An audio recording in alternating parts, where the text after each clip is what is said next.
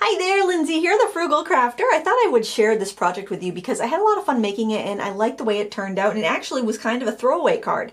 When I started off, I was painting holly and berries, but I wasn't happy with the way it was, so I just sprayed it with water and I set it aside. And then I came back to it and I started to pick out different areas of the background that I thought I could turn back into holly and berries, and I ended up kind of doing the scene again on top, but I really loved the texture and the colors in the background. So I thought this would be a really fun project to do together as a tutorial. And of course you can use whatever subject matter you want, but I thought with Christmas coming up, it would be fun to do a Christmas project, and then I can save it for next year if I want to. So the first thing I'm going to do, actually I will do this background just the way I did that. I had started off, you know, kind of painting some hollies and berries. So I had some round berries, and I was painting them really loosely, just like this. I was trying to figure out, where do I want these clusters of berries to be?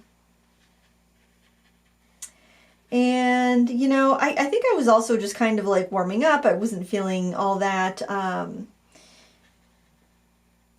don't know, I didn't really have that much direction. I just kind of wanted to play with my paint. So I'd grab a little bit of a darker red, maybe add a little bit of definition, maybe even some purple. But I was just kind of relaxing, and I think we need to do that from time to time in our art. Just, you know, have some fun. Just relax. Don't worry if the card's going to come out or if the painting's going to come out. Actually, that's what I love about these really inexpensive greeting cards. These are the Strathmore greeting cards. I like them because they're, you know, 25 cents a piece or whatever, so I'm not going to worry about how they come out. If I don't like the way they come out, then, you know, I'm only at a quarter. I can always paint on the back side. I can, you know, do something different. I can mail them off to someone. I mean, they're probably not going to be that bad. Then I'll, you know, maybe put in some holly leaves. And then I was noticing my colors were blending together, and I wasn't feeling all that great about that because I was getting some muddy colors. So at that point I said, geez, I'm not really that happy with this. Of course, I spent a little more time than this on it. I just want to kind of give you the, you know, back of the envelope idea of what I was doing here. So I was like, I don't really like what I'm doing, how this is looking. So I took my spray bottle and I sprayed it and just kind of let the colors run. And then I start to actually kind of like it. So then I was like, what other colors can I add in here? Maybe I'll add some colors that I know will granulate a bit. So I'm going to add this brown that's got a nice granulating texture to it. I'm going to add some, you know, some cobalt green. Look at that beautiful texture there. I'm going to add some of that in there. And I'm not worried about things getting grayed down because I know I can recapture some of this when I go in after it's dry and I go to find my designs. Now, if you get too much of something, then what you do is you take a rag, or you can take a dry brush and just kind of blot it out. It may feel like a waste, but it's not really that much paint. It's mostly water. Clean your brush. Maybe a little bit of cobalt teal in here. Play with those colors that do interesting things in really wet washes. There's granulating tones like your cobalt teals, cobalt turquoises, ultramarine blues if you want. I didn't use that because that's such a strong color and I wanted to keep it. I was kind of playing with this unusual palette of cobalt green, cobalt teal, cobalt turquoise, some goethite brown, some viridian hue. Just playing. I haven't used this Paul Rubens palette much since I bought it last summer, and I really wanted to kind of play with that some more. I don't want to make a mud, but I'm also not like going to be too concerned with how it comes out, you know. Now the key is when you're doing something like, look at, we're getting some really pretty texture. The key is you really want to let it just kind of do its own thing and dry on its own, because that's how you're going to get that really pretty texture. Something else I've really been playing with a lot today, and actually over the last couple weeks, is adding metallics into wet washes, adding them right into my mixes, because they don't tend to go muddy. They tend to move very slow, so they stay where you put them. and they give you just a really, really pretty texture. I love this gold here.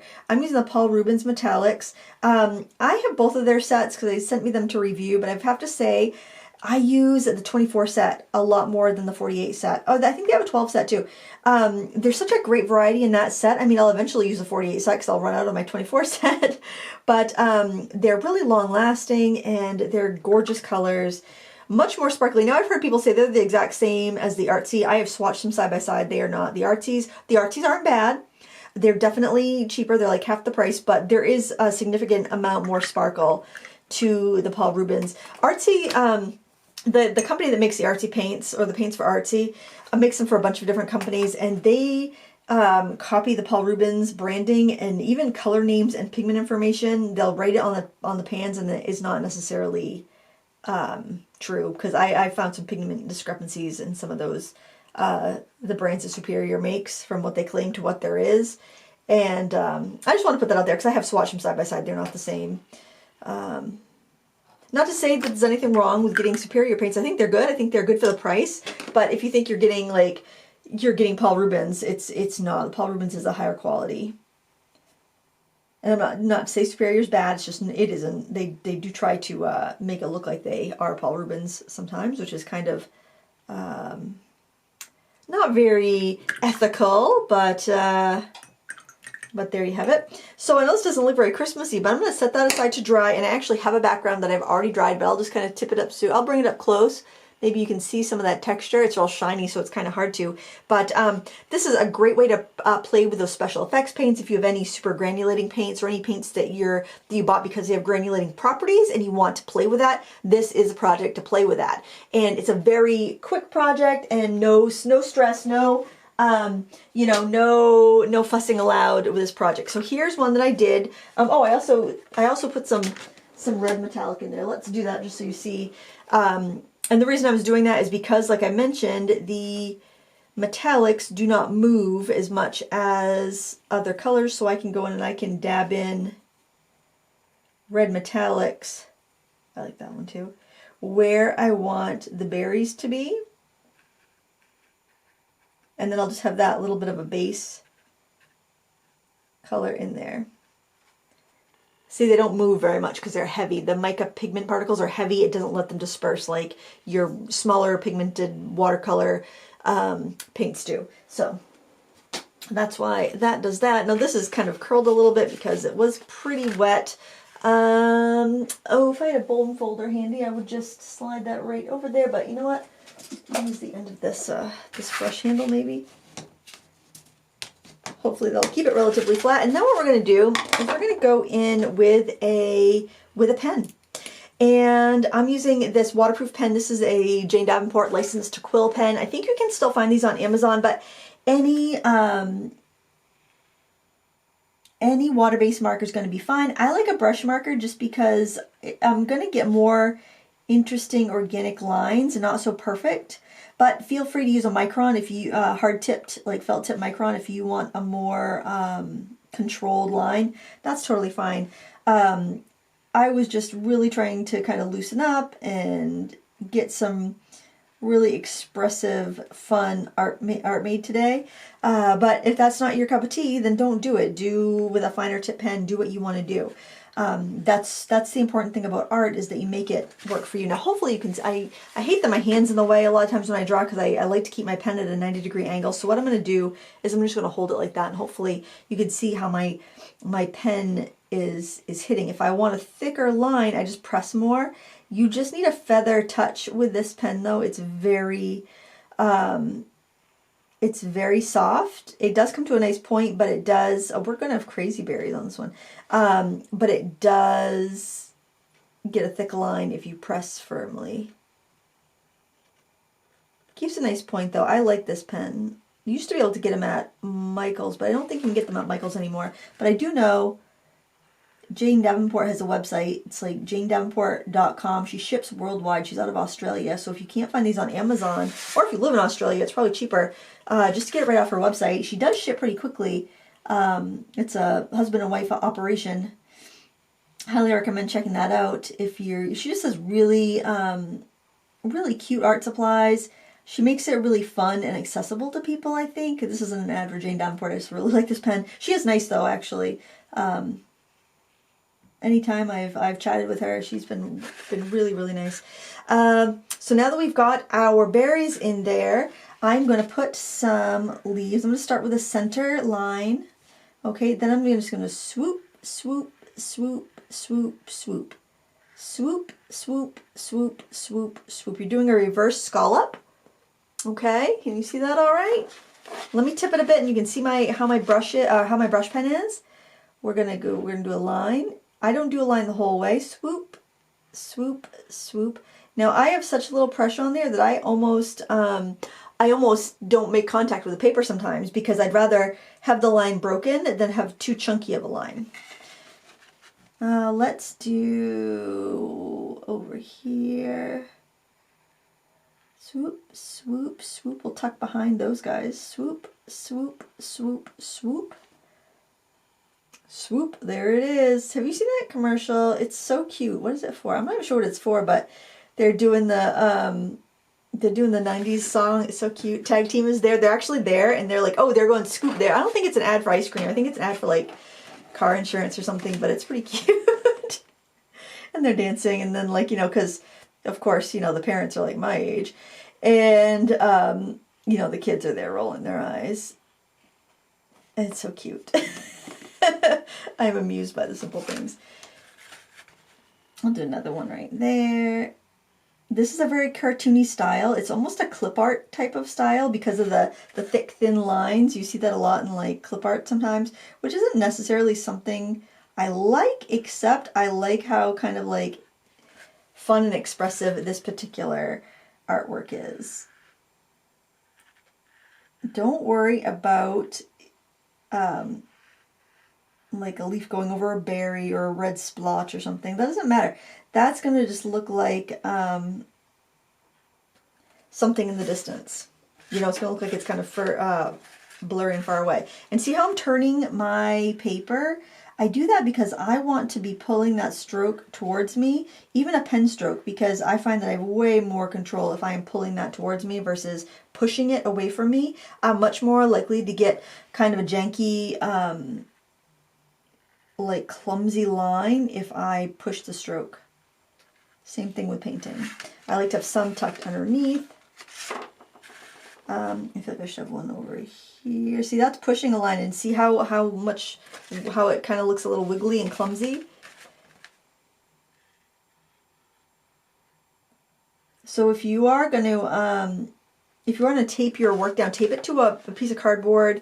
I saved the backings from paper pads for that, because then you'll be able to move it around. Or actually just like a plastic cutting board from the Dollar Tree would work great, because then it's not going to be bothered by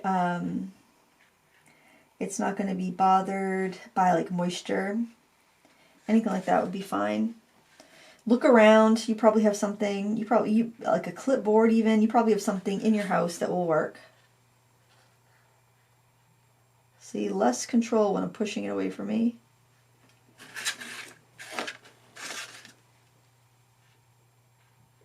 More control when I'm pulling it towards myself.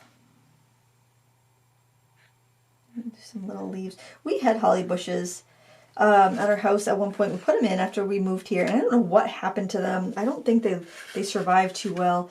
I don't know exactly why we had to pull them up, but they didn't do very well.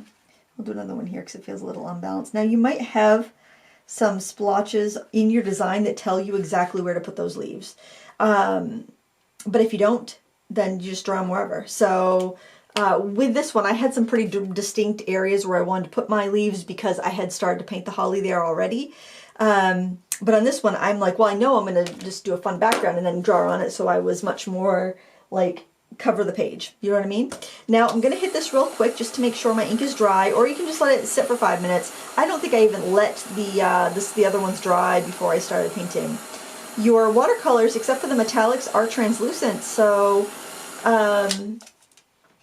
you know, so you'll be able to see your lines. Now, if you have an old brush where the tip is kind of worn down and it's gotten kind of, I'm going to zoom in a little bit because we are, you know, get room. If you have a brush like this where it doesn't come to a really sharp point, maybe you've used it a lot, it's an old favorite, and it's kind of gotten blunt, this is a perfect brush to use for this sort of project. So I'm not gonna paint everywhere and everything, because I'll let some of that metallic that's still there show up. Maybe just kind of go around the edges so it gives it a little bit of a shadow. I'll use a variety of reds. I'll use cadmium red. I'll use alizarin crimson, or permanent alizarin crimson, I should say. Whatever reds look good. Actually, if this is a Christmas card or any sort of greeting card, you really can use whatever you want. You could use neons. You could use pastels. You can use colors that tend not to be your typical watercolors because they may fade. They're perfect for greeting card play. You can use the cheap watercolors that you bought before you knew any better, or maybe because they were in a palette that was too cute to pass up. Honestly, I bought a set of watercolors because I want the palette, and it came with really cheap paints. That would be perfect for this, because you don't have to worry about these lasting you 100 years. If you're doing a greeting card, you want it to last the season, I mean, genuine alizarin crimson will last a month in sunlight. So play with those colors. Play with those ones you might feel worried about using because they're, cheap or fugitive or whatever in your regular art. Perfect for this. If you do want to boost the metallic sheen in them, you can. I would go with probably like a gold for these, because I used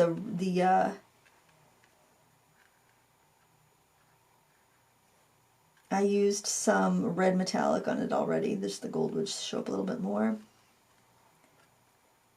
And you can do your lining after. If you want to do the, if you wanted to do, say, the metallics first, you could do the lining. Or, I'm sorry, if you want to do the painting first, you could do your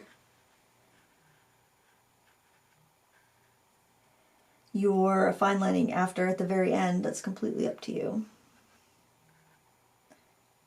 That's what's great. Or if you don't have like a waterproof pen, then just do your lining last. Can add, that's a pretty gold too, kind of like a yellow gold. You can add it right into the wet paint and let it run. That's a pretty effect. Do whatever you want to do.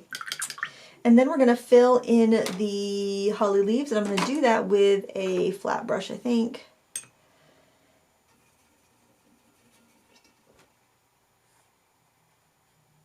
Give it like a shade darker than what you had.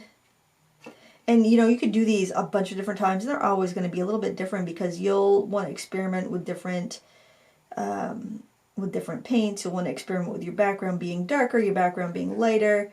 It's just a fun kind of loosen you up type of project. Sometimes it can be very challenging to figure out what to paint. Something like this, painting greeting cards, like you could paint, birthday motifs, you could paint like flowers that can be used for any occasion. You can paint all kinds of things, and just having that small space like a card makes it very accessible and less scary. And then you might think, oh, I don't like it. I'm never going to mail that to somebody. I don't like it. I'm not proud of it.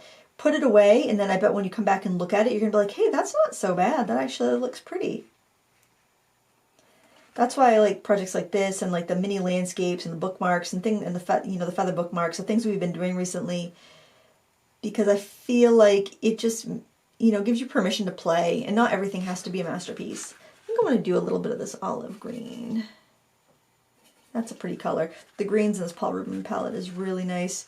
I stocked that paint on Amazon, oh my gosh, for probably 4 months. I'm not even kidding. I kept checking, and I kept waiting for a sale or a coupon or something, and I managed to score it for $62. And then I found, like a couple weeks later, it was like with a sketchbook for that price.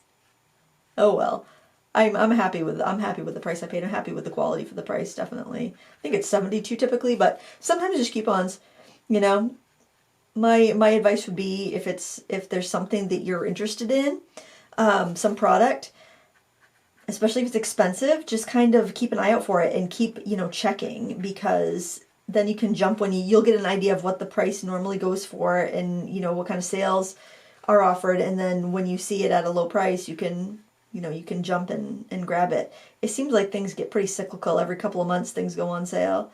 So, so you can always do that. Now, I think I do want some metallic highlights on the leaves. I'm going to do, since they're pretty dark, I'm going to do this really light. It's almost like a spring green. I'll scooch it in a little bit so you can see. Isn't that pretty? It's almost like a pastel green metallic. I hope I'm keeping that in frame. I like to zoom in. I like to keep, it's like I like to keep all kinds of things in frame, but my gosh, I got to make a choice here. The artwork is the most important thing to have in frame. You guys are probably trying to follow along. You need to be able to see it. And of course, take as much time as you want.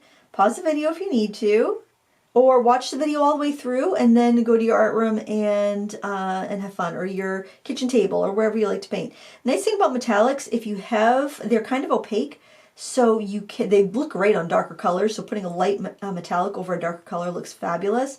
But if you've got some like red where you don't want it, like on a leaf or something, and you don't like the way it looks, you can cover that up with your metallic quite well, which is pretty. And that's really all there is to it. You can do highlights on the berries if you want to. I'm not really sure I liked the highlights. Maybe I should have left my background a little bit lighter. Let's give it a dry and then see how it looks. And while we're drying this, I'm going to show you the original one here. I had done a gel pen highlight, but it wasn't strong enough. So then what I did was I used my white Inktense block. I had recently, they had those on sale a couple weeks ago, and I was completely out, and my pan was running really low. They were out of stock on the pans. So I grabbed 3 Inktense blocks because I knew that I could always break one up to put in the pan, or it would get me by. But I really like to have those to throw into different kits because they are really nice and opaque, and they work really well as far as a gouache, and then but they're already dry and ready to go. Well, that's mostly dry. So what I'm going to do is take a small round brush and some clean water, and I'm just going to kind of work that into a little, this is probably smaller than I need to go. I'm going to just work that into like a thick paste almost. I seem to feel when I'm using the Inktense pan paints though that their white pan seems a little bit more opaque than the block to me. But maybe I'm just delusional. I don't know. It just seems like that's a little bit brighter, but I don't know. This is pretty darn bright. This is pretty darn opaque. It's probably the exact same. Although I don't know. I do find that the Inktense pan paints seem to be a little bit smoother in general. And I find these might be just a smidgen grittier. I find these to be grittier than the pencils. The pencil's more transparent. These I find to be more chalky and opaque. Not chalky in a bad way, but they kind of have that powdery feeling when you're drawing with them. They kind of feel like drawing with a chalk, and they have more of a chalky finish, matte chalky finish to them than the pan paints do, and then the pencils do. The pencils are very transparent and watercolor looking. But I just find I'm going on wet paint there, so I'm going to have to wash my brush. Oh, you know what I forgot to do? I forgot to put in the branch. I'm going to mix some gold into that. That'll be pretty. Ooh, look at that. If you don't have metallic watercolors and you want to have a little bit of metallic, you can use you could use your acrylics. Just use your acrylic brushes if you're going to use your acrylic paints. Don't use your watercolor brushes for that. That's probably a little too gold. Do a little more brown. Just because acrylic's rough. Or you can take, if you have really heavily mica shimmery eyeshadow, you could take some of that and mix it in with your watercolors, and that will give you a very similar effect. You can also use like a liner brush. This is one of those artsy ones. I like those artsy brushes. I think I have a review coming up on those. I don't think I posted. Well, no, by now the review is probably up on my channel. but very affordable brushes for watercolor, and they work really well. They're kind of tough to beat for the price. They're not as good as the Creative Mark, I don't think, the Mimics that I like, but I think that's mostly because they don't come in bigger sizes. All right, I'm going to call that done. Obviously, I'm going to let it dry all the way, but everyone's going to be different, and I love that. And here is the other one that I did. Oh, I did flick on some spatter on this one. I don't know if I want the spatter on that one or not because it's so dark. I don't think I'd do as much. Maybe I'd just do a little bit of, maybe I'd do silver. Let's try silver spatter on that. Let's see. Or maybe just the white pearl, maybe? Or maybe the really, really light green. Let's try this really, really pale champagne color. I'll show you. I pre-sprayed this palette before I started working, and I really recommend you do that anytime you're using metallic paints. And I also recommend you let them dry out before you close them up. I've never had the Paul Rubens mold, but I have had different brands mold if you put them away wet. I had a very affordable set that I liked. It was by Niji, very, very inexpensive set, but I did have molding issues with them unless they were completely dry. But there you go. That's just very subtle. But I think that's kind of what I want for this one, just a very subtle sparkle versus the more opaque gold I had on this because it was had less going on. But there you have it. I hope you enjoyed this tutorial. Please give me a thumbs up before you go. Have a Merry Christmas, and until next time, happy crafting.